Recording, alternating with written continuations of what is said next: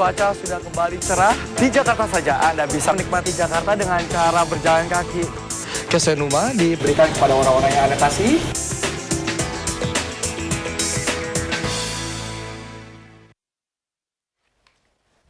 Ya pemirsa, tak ada salahnya memang memiliki banyak teman.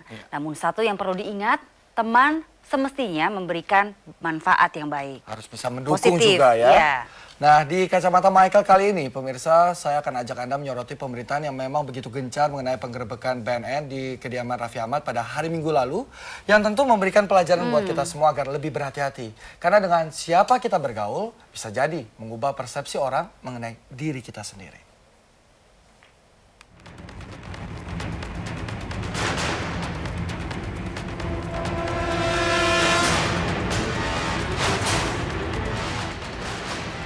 Anda tentu masih ingat penggerebekan di kediaman Raffi Ahmad Minggu dini hari oleh Badan Narkotika Nasional atau BNN yang sempat mengejutkan publik. Nama sejumlah selebriti yang jauh dari pemberitaan narkoba selama ini tiba-tiba ditangkap BNN bersama belasan orang lainnya. Sebagian tak percaya, sebagian lainnya berspekulasi. Namun pemberitaan yang terus bergulir saat menunggu hasil tes urin, darah hingga tes rambut memunculkan sejumlah opini masyarakat. Jangan hanya cuma ingin tenar, naik daun sesaat, tapi dengan cara seperti itu gitu. Saya pengennya sih ya banyak sebetulnya kan bisa jadi panutan gitu. Mungkin karena pola-pola kerjanya dia yang terlalu terus-terusan, kurang istirahat, kurang bergaul, kurang juga mungkin pendekatan terhadap agama, terhadap keluarga. Jadi ya mungkin pelariannya ke narkoba. Biasanya dia itu make terjerumus narkoba itu ya karena lingkungan sih, biasanya lingkungan. Ikut-ikutan temen atau enggak ada juga dari sisi dia jenuh sama pekerjaan makanya dia lari ke narkoba. Ya, gimana kalau dunia artis mah emang dekat sama yang berbau gitu ya, soalnya kehidupan malam itulah dekat dengan yang itu sih. Cuman ya kan nggak semua artis yang gitu. Kalau kita sebagai masyarakat sih pintar-pintar ngasih judgement aja lah sama mereka gitu kan, nggak semua artis lah yang terjerumus kayak gitu. Anggapan saya menurut saya sih negatif. Kenapa? Karena artis itu kan merupakan satu public figure kan. Harusnya dia sifatnya dia harusnya tuh positif semuanya, tapi ini negatif karena kan semua orang niru gayanya dia, caranya dia. Kalau narkoba ya berarti bisa jadi ABG sekarang tuh pasti terjerumus di dunia narkoba. Rabu lalu, BNN sudah melepas 9 orang, termasuk Wanda Hamidah. Wanda menegaskan pertemuannya di rumah Raffi Ahmad ini terkait bakti sosial. Saya bilangnya pagi hari, ya matahari sudah terbit, itu pagi hari. Dan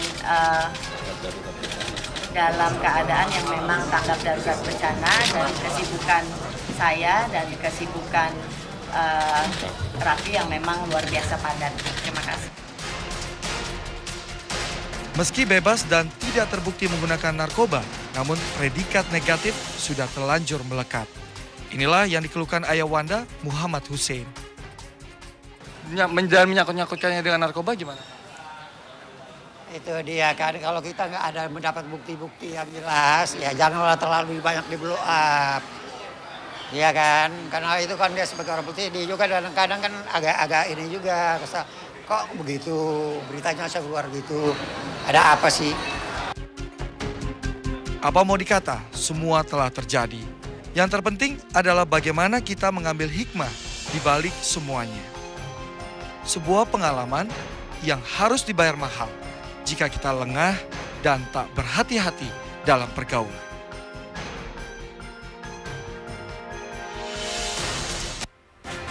Memang tidak bisa lepas ya, namanya pergaulan itu salah satu yang berperan membentuk perilaku seseorang. Ya kita harus pintar-pintar memilih teman juga, dengan siapa kita bergaul dekat, dengan siapa kita hanya ya tegur sapa. Proses juga ya Michael ya. Betul. Dan pemirsa, Kacamata Michael masih akan terus berlanjut sesaat lagi, jadi jangan kemana-mana, tetap di Seputar Indonesia Pagi.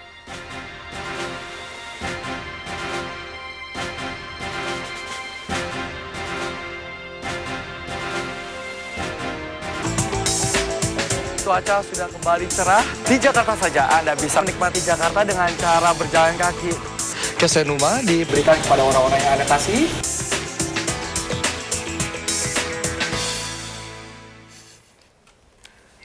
Pemirsa, saat pemeriksaan tes urin terhadap 17 orang yang digerebek dan ditangkap di kediaman Raffi Ahmad, BNN menemukan zat baru bernama katinon. Ya, bagaimana kita mewaspadai peredaran katinon ini dan apa yang harus dilakukan generasi muda kita agar terhindar dari jerat narkoba? Berikut lanjutan Kacamata Michael.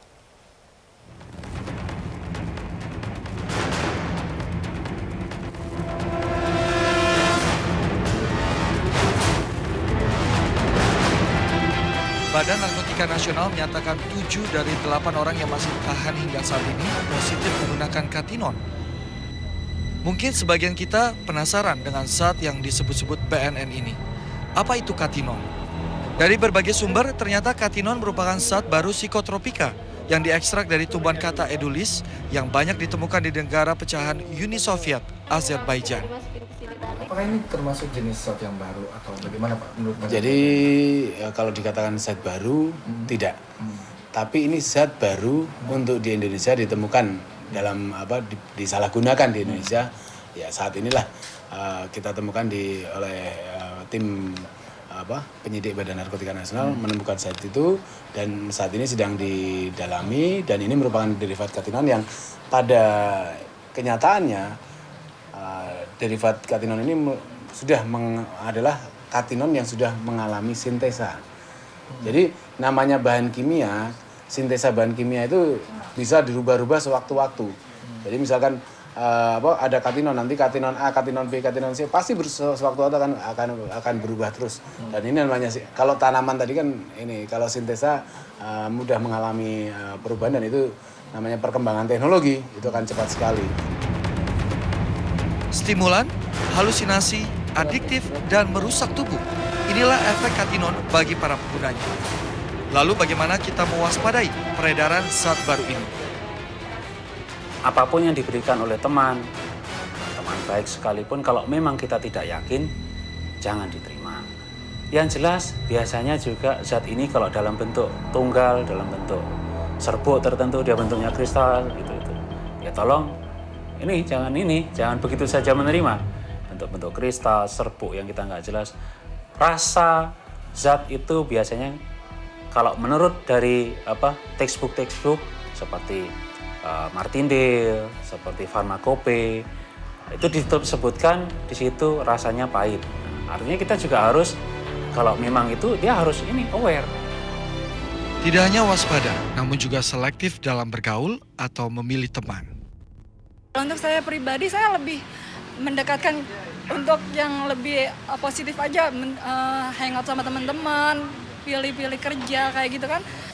Ingat sama agama, terus bisa pintar-pintar jaga diri, sama ya udah maksudnya lingkungannya kalau bisa yang baik-baik aja. Saya pribadi ya pintar-pintar deh milih teman gitu kan, soalnya biasanya sih kalau hal-hal yang buruk itu biasanya datang dari teman atau Bisa mengatur dan memilih bagaimana kita bersosialisasi gitu. Kita harus memilih positif dan negatifnya.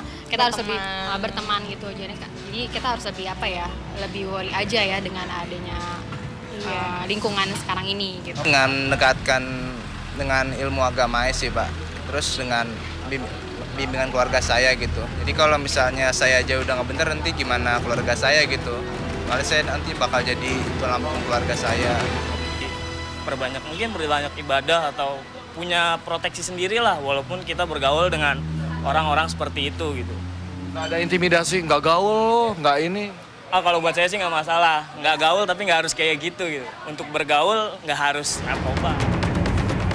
Pemirsa, tahukah Anda bahwa kita manusia memiliki pilihan? Itulah yang membedakan kita dengan makhluk hidup lainnya. Kita diberikan kemampuan untuk bisa memilih mana yang baik dan mana yang buruk.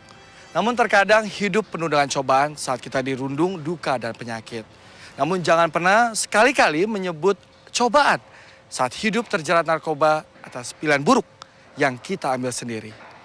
Demikian Kacamata Michael untuk saat ini. Kita akan jumpa lagi dengan topik berbeda minggu depan.